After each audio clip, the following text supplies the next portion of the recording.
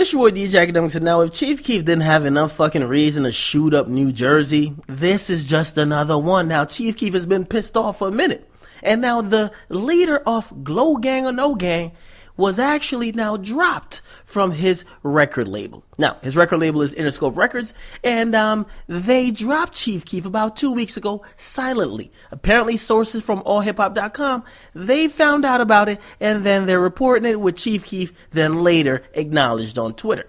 Now, if you're wondering, why the fuck did this happen? Because to you, you're probably a huge Chief Keef fan. You're like, yo, Bang 3 about to come out? Really? And then you're probably thinking, damn, this shit about to get hot. It's Glow Gang or No Gang. We 300 up. What's up? We out here. Team No Lack. GBE 300. We out in these streets. We savages out there. Right? Yeah, Negroes. Now, apparently there's been bad blood been brewing between Chief Keef and Interscope for a while. I told y'all. I pretty much told y'all, his handlers are the fucking worst. Not only that, they allow him to not be completely structured. They allow him to miss shows. He missed interviews. He missed fucking video shoots when he was promoting his first album. Now, the label is completely uninterested in him. Apparently, they wanted to put out music. They wanted to put out album. And Chief Keef did not get the interest of Interscope. Interscope basically said, we're not going to put out no more money for you guys. Now, if you guys don't understand how a record label contract goes, you get a certain amount of money called an advance up front. You get it per album. So when he put out Finally Rich, he got an advance. After the album sells, and if it recoups, which recouping could be at whatever figure that matches a budget, then Chief Keef gets paid from the album, right? Now, as far as a second album, he would get a second advance. However, for the record label, based on headaches, did they recoup? Is it even worth it? They might choose like, yo, we don't want to do a second album with you. We're just going to release you from the contract. So we hear that Chief Keef gets signed for $3 million. And we're like, oh shit, damn, the Savages got $3 million. They're rolling in dough. Let's wait up. This is why we have to evaluate what's going on. Because if you don't know what a fucking record label contract looks like, it's basically a NFL contract with no fucking guaranteed money, and the only thing you could probably get is hopefully you're getting some royalties at the end of the day. You get your advance and you get some royalties. After that, nothing is guaranteed. So they could sign you for like $10 million, but there's probably clauses in there that says, yo, if your first album doesn't perform, they don't have to keep you in the contract. So they could drop you any single time. Now, apparently, Chief Keef's camp and Interscope Records executive, they've been butting heads for a while. Now, apparently, Chief Keef and his camp wanted to keep Interscope accountable for them actually moving to LA. Because Interscope was complaining that, yo, you guys keep getting in trouble. He went to rehab because he was addicted to lean.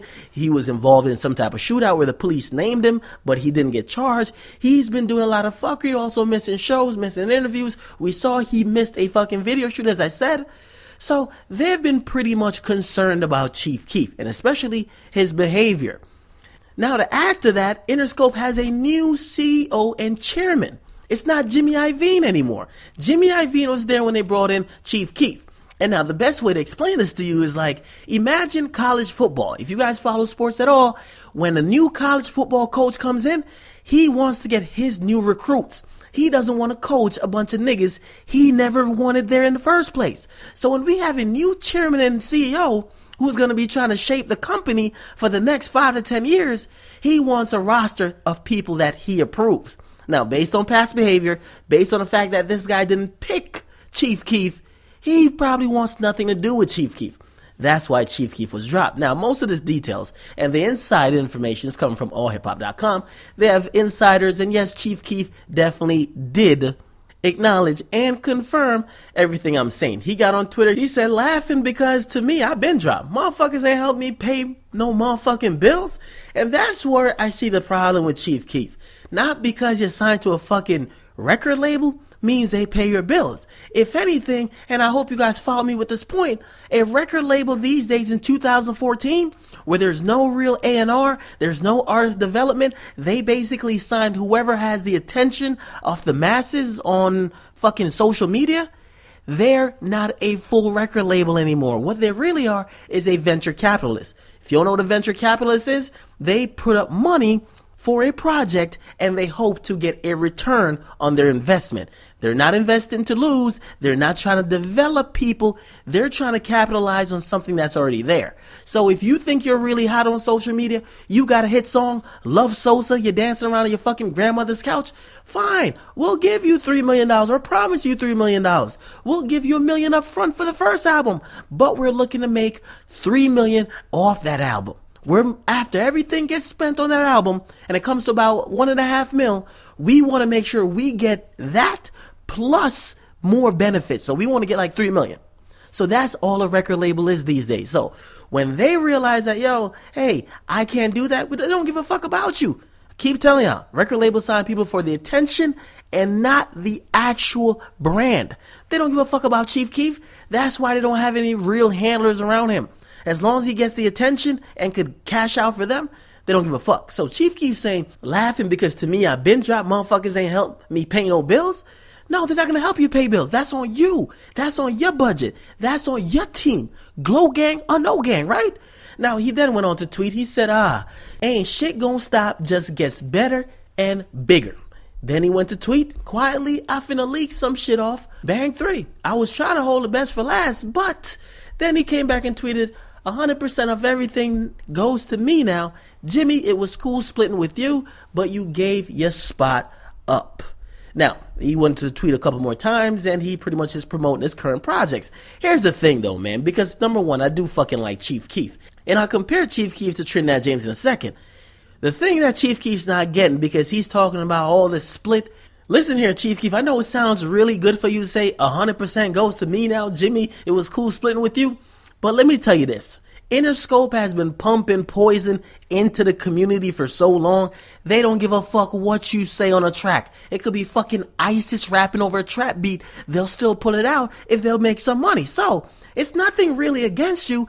The real reason they dropped you is because probably they did some type of risk analysis. They also probably did the math and said, yo, we're not going to get the return on our investment even with the headaches. So we're going to not fuck with this guy at all.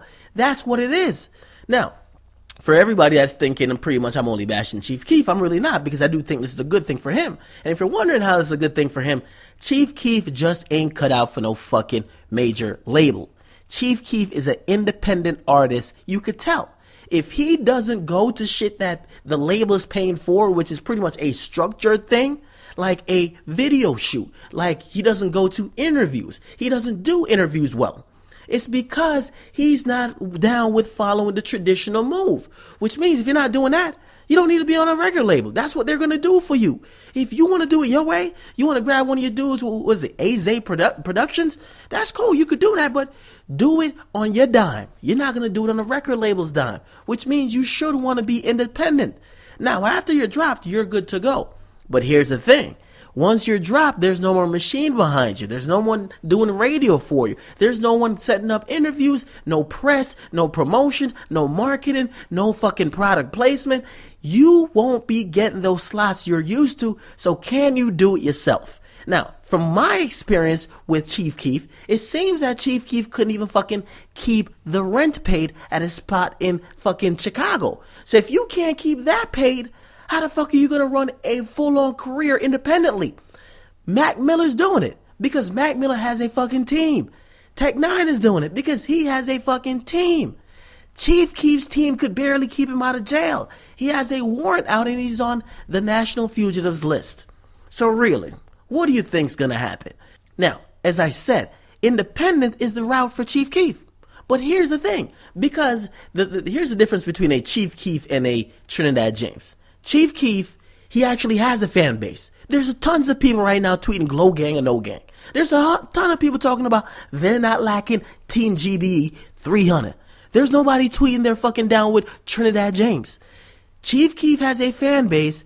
Trinidad James does not. That's the thing. So Chief Keef theoretically could survive off that fan base. Now he just has to be creative and has the work ethic to monetize it. Monetizing a fan base, it takes a lot more than just regular merchandise. And apparently and allegedly, he gets about $5,000 a week from selling all type of shirts, which is cool. You getting $5,000 a week for that. 5 times 52, it's about $260,000 per year. Now, your lifestyle is probably way more than that. And then if you think about it, your royalties and the rights to your own music, Interscope probably still has that, right? I don't think they're letting you go with all the rights to all your music. Anything from the past, you don't have that. So basically, Chief Keef has to get structured. He has to finally get a team around him. He has to take this shit serious. He can't miss shows. He can't go against whole states, because this is what's going to be the source of income for him now. There's no more advances. No one's going to give you a fucking $1 million and say, you're now rich, you're a filthy savage, go live life, and hopefully during you living life, we'll make back our money. Nobody's fronting you any money anymore. You got to spend your money trying to make more money.